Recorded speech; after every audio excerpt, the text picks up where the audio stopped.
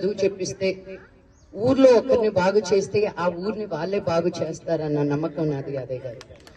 So ఇలాంటి ఒక ఉద్దేశంతో స్టార్ట్ అయ్యి ఇది 11వ సంవత్సరం అన్నమాట. రత్నారెడ్డి గారితో 2 సంవత్సరాల నుంచి పనిచేస్తున్నాము వేణీరావు ఫౌండేషన్ లో.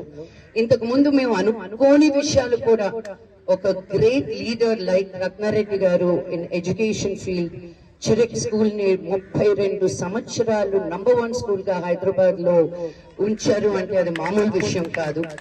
ఆవిడ రిటైర్ అయిపోతూ కూడా ఆ స్కూల్ నంబర్ 1 పొజిషన్ లో ఉంది. ఎవరైనా 32 సంవత్సరాలు 35 సంవత్సరాలు ఒక ఉద్యోగం చేస్తే చాలా ఇంట్లో రెస్ట్ తీసుకుందాం అనుకుంటారు. ఆవిడ అంత ఎత్తున పని చేసి కూడా ఇప్పుడు 2 ఇంకా పనిచేస్తున్నారు వేణీరావు ఫౌండేషన్ ద్వారా వాళ్ళ అమ్మగారు పేరు పెట్టుకొని. సో వాళ్ళ మమ్మీ ఎక్కడున్నా వాళ్ళ బ్లెస్సింగ్స్ మీకు ఎప్పుడు ఉంటాయి. అండ్ ఇంతమంది పిల్లలకి మీరు చిరెక్ ద్వారానే కాదు గవర్నమెంట్ స్కూల్ పిల్లలకు కూడా మీరు ఇంత చేయూతనిస్తున్నందుకు thank you so much ma'am. And stage మీద ఉన్న పెద్దలందరికీ థ్యాంక్ యూ. పర్టికులర్గా ఈ స్కూల్లో ఉన్న టీచర్స్ అందరికీను హెడ్ మాస్టర్స్ కి థ్యాంక్ యూ సో మచ్.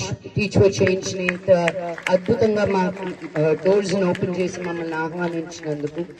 త్వరలో మేము ప్రామిస్ చేసిన స్మార్ట్ క్లాస్ రూమ్స్ రెడీ అయ్యి అప్పుడు మళ్ళీ వస్తాను నేను స్కూల్ కి చూపించడానికి. అండ్ నేను స్కూల్ లోపలికి వచ్చి చాలా సర్ప్రైజ్ అయ్యాను. ఎంత పెద్ద క్యాంపస్ తెలుసా మీది. నేను ఆంధ్ర, తెలంగాణ, ఇంకా 4 స్టేట్స్, తమిళనాడు, కర్ణాటక ఇవన్నీ తిరిగాను. ఒక్క చిన్న ఏరియాలో అక్కడే బిల్డింగ్ కడతారనమాట. మీకు ఇంత పెద్ద గ్రౌండ్ ఉంది. మీరు ఎంత లక్కీ తెలుసా పిల్లలు. నిజంగా మీరు బాగా ఆడుకుంటారా ఇక్కడ తెలుస్తుంది. మీ స్కూల్లో డిసిప్లిన్ కూడా చాలా ఎక్కువ ఉందని అర్థమైంది. మీ సీనియర్ వాళ్ళందరూ కరెక్ట్ గా ఎక్కడే మాటలు వినిపిస్తే వదలట్లేదు మిమ్మల్ని. వామో నాకు భయం వేసింది అప్పుడు కూర్చోవాలి.